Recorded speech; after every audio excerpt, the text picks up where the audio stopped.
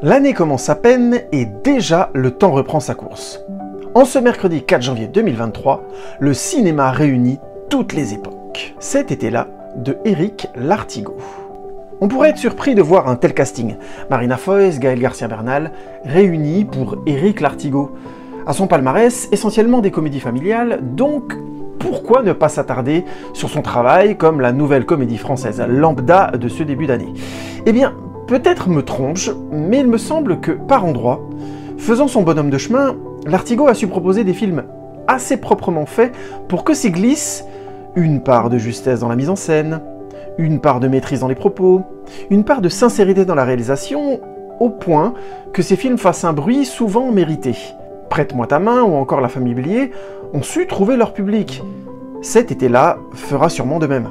Tirailleurs de Mathieu Vadepied. Ce trajet est devenu classique en France, et notamment au cinéma.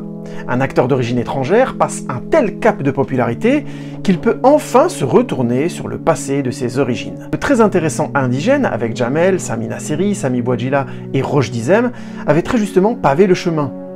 Et voici donc Omar Sy, dans les tranchées de la guerre de 14-18, à la recherche d'un fils enrôlé de force. Le sujet sera donc sérieux, grave, et ô combien nécessaire. À l'aube de nouvelles guerres qui déchirent l'Europe, se souvenir du sort des Africains, mais aussi de ce que provoque la guerre à grande échelle, ne peut qu'être une bonne pilule de rappel. De l'utilité du cinéma grand public.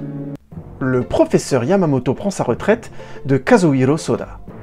Comment partir à la retraite lorsque l'on est indispensable? Telle est la question posée au professeur Yamamoto, émérite praticien de la psychanalyse au Japon, âgé de 83 ans, et qui doit donc apprendre à quitter un travail qui est juste toute sa vie. Voilà exactement le genre de documentaire que l'on ne peut pas rater.